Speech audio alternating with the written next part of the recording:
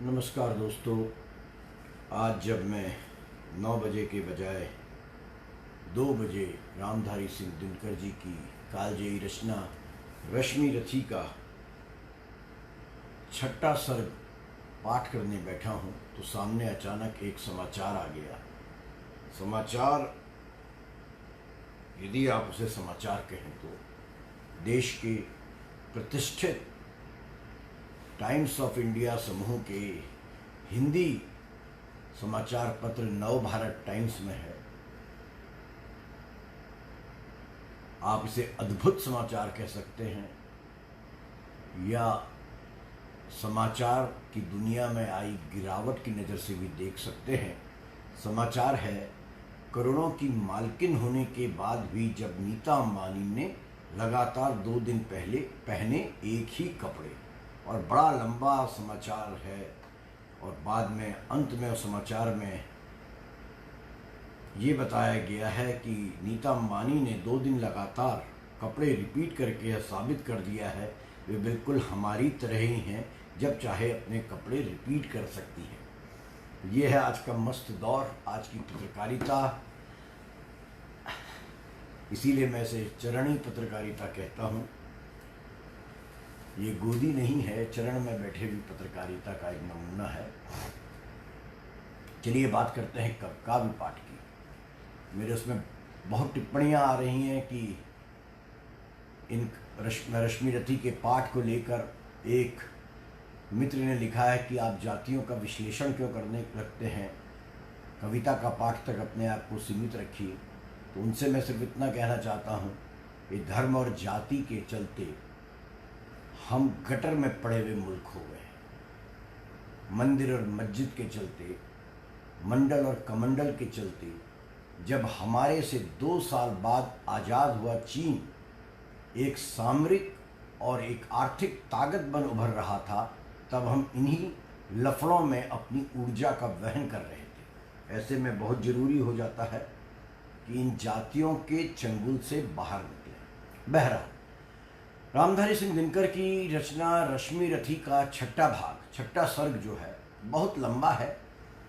इसमें कवि दिनकर एक प्रश्न उठा रहे हैं, बहुत गंभीर प्रश्न उठा रहे हैं। मैंने सबने महाभारत पढ़ी है और देखी भी है, और मैं अपनी बात कहता हूँ, ये प्रश्न कभी दिमाग में नहीं आया, कभी मन में यह विचार नहीं उठा कि जब पांडव विश्व शांति के लिए अपने बांधवों पर हथियार न उठाने पड़े, इस नियत से केवल 5 गांव लेकर सारा साम्राज्य कौरवों के हाथ सौंपने को तैयार थे, और जब स्वयं भगवान श्री कृष्ण दुर्योधन के पास शांति प्रस्ताव लेने गए थे, तब क्यों नहीं उन्होंने दुर्योधन की बात को स्वीकार लिया, बड़े उद्देश्य के लिए, कि चलिए चाहे आप 5 गांव भी नहीं देते हैं तो हम वापस वनवास चले जाते हैं, विश्व शांति के लिए हम यह त्याग भी करते हैं। ये बड़ा महत्वपूर्ण प्रश्न है। इसकी व्याख्या कविवर रामधारी सिंह दिनकर जी ने अद्भुत तरीके से रश्मि रथी के 6वें सर्ग में की है। मैं उसका पहला भाग आज पढ़ने जा रहा हूँ। शुरुआत करता हूँ दोस्तों। नरता कहते हैं जिसे, सतव्य क्या वह लड़ने में है, पौरुष क्या केवल उठा खड़क मारने और मरने में है। तब उस गुण का क्या कहें, मनुष्य जिससे ना मृत्यु से डरता है, लेकिन तक भी नहीं मारता, वह स्वयं विश्वहित मरता है वंदनीय नर कौन, है वंदनीय नर कौन, विजय हित जो करता प्राण हरण, या सबकी जान बचाने को देता है जो अपना जीवन। चुनता आया जय कमल आज तक, विजयी सदा कृपाणों से, पर आह निकलती ही आई हर बार मनुष्य के प्राणों से। आकुल अंतर की आह मनुष्य की से भरी हुई, इस तरह रहेगी मानवता कब तक मनुष्य से डरी हुई। पाश्विक वेग की लहर लहू में कब तक धूम मचाएगी, कब तक मनुष्यता पशुता के आगे यूं झुकती जाएगी। यह जहर न छोड़ेगा उभार, अंगार न क्या बुझ पाएगा, हम इसी तरह क्या हाय सदा पशु के पशु ही रह जाएंगे। किसका श्रृंगार किसकी सेवा, नर का ही जब कल्याण नहीं, किसके विकास की कथा, जनों के ही रक्षित जब प्राण नहीं। इस विस्मय का क्या समाधान, इस विस्मय का क्या समाधान, रह रह कर यह क्या होता है, जो है अगणी वही सबसे आगे बढ़ धीरज खोता है। फिर उसकी क्रोधाकुल पुकार सबको बेचैन बनाती है, नीचे का क्षीण मनुष्यता को ऊपर पशुत्व को लाती है। देखिए क्या शब्द हैं कवि के, नीचे कर क्षीण मनुष्यता को ऊपर पशुत्व को लाती है। हाँ, नर के मन का सुधा कुंड लघु है, अब भी कुछ रीता है, वह अधिक आज तक व्यालों के पारण पोषण में जीता है। ये व्याल नहीं चाहते मनुज भीतर का सुधा कुंड खोलें, जब जहर सभी के मुख में हो तब वह मीठी बोली बोले। थोड़ी सी भी यह सुधा मनुज का मन शीतल कर सकती है, बाहर की अगर नहीं पीड़ा भीतर की तो हर सकती है। लेकिन धीरता किसे अपने सच्चे स्वरूप का ध्यान करे, जब जहर वायु में उड़ता हो पीयूष बिंदु का पान करे। 60 के दशक की यह कविता, 1955 की यह कविता है। और यदि हम इसका आज के संदर्भ में आकलन करें तो बच्चन जी की एक कविता मुझे याद आ गई। जीवन की इस आपाधापी में कब इतना वक्त मिला, कुछ देर बैठ या सोच सकूं, जीवन में जो कहा किया माना, उसमें क्या भला क्या बुरा। यूं ही भागे जा रहे हैं, महत्वाकांक्षाएं हैं, राग है, द्वेष है, प्रतिस्पर्धा है, जीवन को जी नहीं पा रहे हैं। कवि महाभारत काल का संदर्भ लेकर इसी तरफ हमारी ओर इशारा कर रहे हैं। लेकिन धीरता किसे अपने सच्चे स्वरूप का ध्यान करें, जब जहर वायु में उड़ता हो पीयूष बिंदु का पान करें। पांडव यदि 5 ग्राम लेकर सुख से रह सकते थे, तो विश्व शांति के लिए दुख कुछ और ना क्या कह सकते थे। प्रश्न उठा रहे हैं दिनकर जी। पांडव यदि 5 ग्राम लेकर सुख से रह सकते थे, तो विश्व शांति के लिए दुख कुछ और ना क्या कह सकते थे। सुन कुटिल वचन दुर्योधन का, केशव ने क्यों यह कहा नहीं। जब भगवान श्री कृष्ण ने दरबार में गए दुर्योधन के, और दुर्योधन ने उनको अपमानित किया कि 5 ग्राम भी नहीं दूंगा, तो कवि पूछ रहे हैं, सुन कुटिल वचन दुर्योधन का, केशव ने क्यों यह कहा नहीं। हम तो आए थे शांति हेतु, पर तुम चाहो जो वही सही।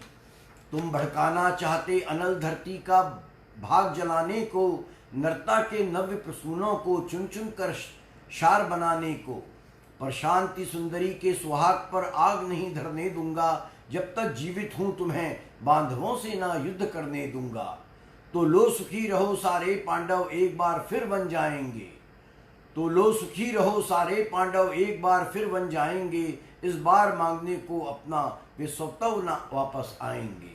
धरती की शांति बचाने को आजीवन कष्ट सहेंगे वो, नूतन प्रकाश फैलाने को तप में मिल निरत रहेंगे वो। शतलक्ष मानवों के सम्मुख 10-5 जनों का सुख क्या है। यदि शांति विश्व की बचती हो, वन में बसने में दुख क्या है। कितना गंभीर प्रश्न दिनकर जी ने किया। यदि शांति विश्व की बसती हो, वन में बसने में दुख क्या है। सच है कि पांडु नंदन वन में सम्राट नहीं कहलाएंगे, पर काल ग्रंथ में उससे भी वे कहीं श्रेष्ठ पद पाएंगे। होकर कृतज्ञ आने वाला युग मस्तक उन्हें झुकाएगा, नवधर्म विधायक की प्रशस्ति संसार युगों तक गाएगा। सीखेगा जग हम दलन युद्ध का कर सकते त्यागी होकर, मानव समाज का नयन मनुज कर सकता बैरागी होकर। पर नहीं विश्व का अहित नहीं होता क्या ऐसा करने से। अब देखिए कवि ने अपनी विचारों की श्रृंखला को नया रूप दिया है। पर नहीं विश्व का अहित नहीं होता क्या ऐसा करने से, प्रतिकार अनेक का हो सकता क्या उसे मौन हो सहने से। क्या वही धर्म लौ जिसकी 2-1 मनों में जलती है, या वह भी जो भावना सभी के भीतर छिपी मचलती है। सबकी पीड़ा के साथ व्यथा अपने मन की जो जोड़ सके, मुड़ सके जहाँ तक समय उसे निर्दिष्ट दिशा में मोड़ सके। युग पुरुष वही सारे समाज का विहित धर्मगुरु होता है, सबके मन का जो अंधकार अपने प्रकाश से धोता है। द्वापर की कथा बड़ी दारुण लेकिन कली ने क्या दान दिया, नर के वध की प्रक्रिया बढ़ी, कुछ और उसे आसान किया। पर हाँ, जो युद्ध स्वर्गमुख था वह आज निंद सा लगता है, बस इसी मंदता के विकास का भाव मनुज में जगता है। धीमी कितनी गति है, विकास कितना अदृश्य हो चलता है, इस महावृक्ष में एक पत्र सदियों के बाद निकलता है।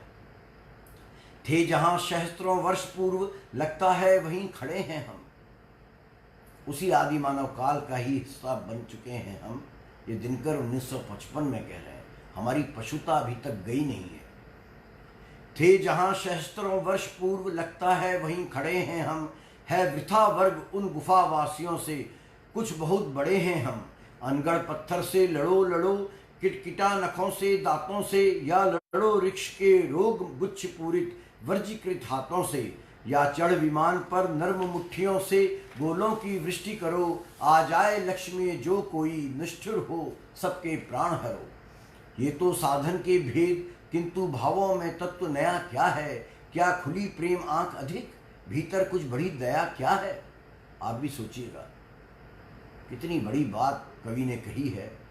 क्या खुली प्रेम आंख अधिक, भीतर कुछ बड़ी दया क्या है। झर गई पूंछ रोमांच झरे, पशुता का झरना बाकी है। बाहर बाहर तन संवर चुका, मन अभी संवरना बाकी है। देवत्व अल्प पशुता अघोर, तम तोम प्रचुर परिमित आभा। देवत्व अल्प पशुता अघोर, तम तोम प्रचुर परिमित आभा। द्वापर के मन पर भी प्रसरित थी यही आज वाली द्वापा।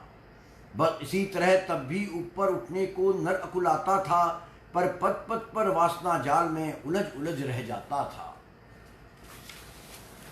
और जिस प्रकार हम आज बेल बूटों के बीच खचित करके देते हैं रण को रम्य रूप, विप्लवी उमंगों में भर के कहते अनीतियों के विरुद्ध, जो युग जगत में होता है वह नहीं जहर का कोश, अमृत का बड़ा सलोना सोता है। बस इसी तरह कहता होगा द्वापर शासित द्वापर का नर, निष्ठुरताएं हो भले किंतु है महामोक्ष का द्वार समर। सत्य ही सन्मति के पथ पर चल रहा चतुर मानव प्रबुद्ध, कहता है क्रांति उसे जिसको पहले कहता था धर्मयुद्ध। कहता है क्रांति उसे जिसे पहले कहता था धर्मयुद्ध। सो धर्मयुद्ध छिड़ गया, स्वर्ग तक जाने के सोपान लगे। सदति कामी नरवीर खड़क से निपट गवाने प्राण लगे। छा गया तिमिर का सघन जाल, मुद गए मनुज के ज्ञान नेत्र। द्वाभा की गिरा पुकार उठी, जय धर्म क्षेत्र जय कुल श्रेष्ठ।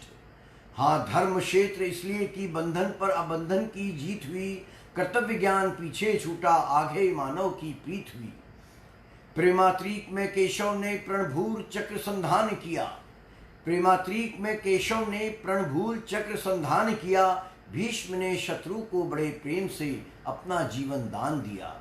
गिरी का उद्ग्रह गौरवाधार, गिर गया श्रृंग ज्यों महाकार। अथवा सूना कर आसमान, ज्यों गिरे टूट रवि भास समान।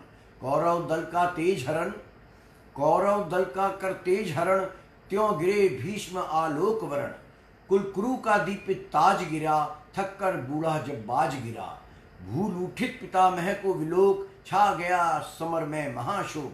कुरुपति ही धैर्य ना खोता था, अर्जुन का मन भी रोता था। रोध होकर तेज नया चमका, दूसरा सूर्य सिर पर चमका। कौरवी तेज दुर्जय उठा, रण करने को राघे उठा। सबके रक्षक गुरु आर्य हुए, सेना नायक आचार्य हुए। राघे किंतु जिनके कारण था अब तक ये मौन धारण, उनका शुभ आशीष पाने को, अपना सधर्म निभाने को वह शरसैया की ओर चला। पग पग हो विनय विभोर चला।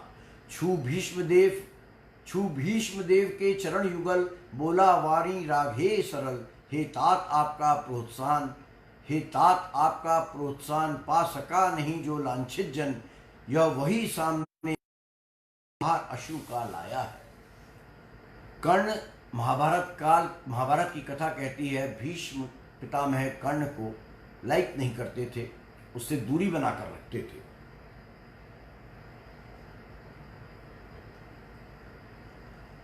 कृष्ण के दिव्यास्त्र के आगे जब भीष्म पितामह जमीन पर गिर गए, उन्होंने प्राण त्यागने की उनकी अवस्था आ गई। और जब राघे यानी कर्ण सेना का नेतृत्व करने के लिए आगे आए, तो उससे पहले वो उसी भीष्म पितामह का आशीर्वाद लेने के लिए गए जो थे। आज्ञा हो तो अब कर्ण कह रहे हैं मृत्यशैया पर लेटे भीष्म से, आज्ञा हो तो अब धनुष धरूं, रण में चलकर कुछ काम करूं, देखूं है कौन प्रलय उतरा धरा, कुरुपति को विजय दिलाऊं मैं, या स्वयं वीर गति पाऊं मैं। अनुचर के दोष क्षमा कीजिए, अनुचर के दोष क्षमा की करिए, मस्तक पर वरद प्राणी धरिए, आखिरी मिलन की बेला है, मन लगता बड़ा अकेला है, मद मोह त्यागने आया हूँ, पद धूलि मांगने आया हूँ। भीष्म ने खोल निज सजल नयन, देखे कर्ण के आद्र लोचन, बड़ खींच पास में ला करके, छाती से उसे लगा करके बोले, क्या तत्व विशेष बचा बेटा, आंसू ही शेष बचा। मैं रहा रोकता ही क्षण क्षण, पर हाय हटी यो दुर्योधन, अंकुश विवेक का सह ना पाया, मेरे कहने में रह ना पाया, क्रोधांग भ्रांत मद में विभोर, ले ही आया संग्राम घोर। अब कहो आज क्या होता है, किसका समाज यह रोता है, किसका गौरव किसका श्रृंगार, जल रहा पंक्ति के आर पार, किसका वनबाग उजड़ता है, यह कौन मारता मरता है। फूटता द्रोह दव का पावक, हो जाता सकल समाज नरक, सबका वैभव सबका सुहाग, जाति डकार यह कुटिल आग। जब बंधु विरोधी होते हैं, सारे कुलवासी रोते हैं। जब बंधु विरोधी होते हैं, सारे कुलवासी रोते हैं। इसलिए पुत्र अब भी रुककर मन में सोचो, यह महासमर किस ओर तुम्हें ले जाएगा, फल अलग कौन दे पाएगा, मानवता ही मिट जाएगी, फिर विजय सिद्धि क्या पाएगी। ओ मेरे प्रतिद्वंदी मानी, निश्चल पवित्र गुणमय ज्ञानी, मेरे मुख से सुन पुरुष वचन, तुम वृथा मलिन करते थे मन। मैं नहीं निरा अवंशी था, मन ही मन बड़ा प्रशंसी था, सो भी इसलिए कि दुर्योधन पास सदा तुम्ही से आश्वासन, सो भी इसलिए कि दुर्योधन पास सदा तुम्ही से आश्वासन, मुझको ना मान कर चलता था, पग पग पर रूठ मचलता था। अन्यथा पुत्र तुमसे बढ़कर मैं किसे मानता वीर प्रवर, पार्थोपम रथी धनुर्धारी, केशव समाट रणभट भारी, धर्मज्ञ धीर पावन चरित्र, दीन दलितों के विहित मित्र, अर्जुन को मिले कृष्ण जैसे, तुम मिले कौरवों को ऐसे। पर हाय वीरता का संबल, रह जाएगा धनु ही केवल, पर हाय वीरता का संबल, रह जाएगा धनु ही केवल, या शांति हेतु शीतल शुचि श्रम, भी कभी करेंगे वीर प्रक्रम, ज्वाला भी कभी बुझाएंगे, या लड़कर ही मर जाएंगे। चल सके सुयोधन पर यदि वश, बेटा लो जग में नया सुयश, लड़ने से बढ़िया काम करो, आज ही बंद संग्राम करो, यदि इसे रोक तुम पाओगे, जग के त्राता कहलाओगे। जा कहो वीर दुर्योधन से, कर दूर द्वेष विष को मन से, वह मिल पांडवों से जाकर, मरने दें मुझे शांति पाकर, मेरा अंतिम बलिदान रहे, सुख से सारी संतान रहे। हे पुरुष सिंह, कर्ण ने भीष्म पितामह की बात सुनकर सर झुकाकर उनसे कहा, हे पुरुष सिंह, अब और पंथ क्या शेष रहा, संकटापन्न जीवन समान है, बीच सिंधु में महानायान है, इस पार शांति उस पार विजय, अब क्या हो भला नया निश्चय। जय मिले बिना विश्राम नहीं, इस समय संधि का नाम नहीं, आशीष दीजिए विजय कर रण, फिर देख सकूं ये भव्य चरण, जलयान सिंधु से तार सकूं, सबको मैं पार उतार सकूं। कल तक था पथ शांति का सुगम, पर हुआ आज वह अति दुर्गम, अब उसे देख ललचाना क्या, पीछे को पांव हटाना क्या। जय को कर लक्ष्य चलेंगे हम, अरिदल को गर्व दलेंगे हम। हे महाभाग कुछ दिन जीकर देखिए और यह महासमर, मुझको भी प्रलय मचाना है, कुछ खेल नया दिखलाना है, कुछ खेल नया दिखलाना है। इस दम तो मुख मोड़िए नहीं, मेरी हिम्मत तोड़िए नहीं, करने दीजिए सौव्रत पालन अपने महान प्रतिभट से रण। अर्जुन का शीश उड़ाना है, कुरुपति का हृदय जुड़ाना है। करने को पिता अमर मुझको है, बुला रहा संगर मुझको। गांगेय निराशा से भरकर बोले, विश्व पिता में निराश हो गए कर्ण की बात सुनकर। गांगेय निराशा में भरकर बोले, तब हे नरवीर प्रवर, जो भला लगे वह काम करो। जाओ रण में लड़कर नाम करो। भगवान शमित विष तूर्ण करें, अपनी इच्छाएं पूर्ण करें। भीष्म का चरण वंदन करके ऊपर सूर्य को नमन करके, देवता वज्र धनुधारी सा, केसरी अभय मकचारी सा, राघे समर की ओर चला, करता गर्जन घनघोर चला। रागे समर की ओर चला, करता गर्जन घनघोर चला। कल प्रातः आपके साथ इसका भाग 2, षष्ठम सर्ग का भाग 2 का पाठ करूंगा। तब तक के लिए आप सभी से विदा लेता हूं। प्रातःकाल दोबारा आपसे मुलाकात होगी। धन्यवाद।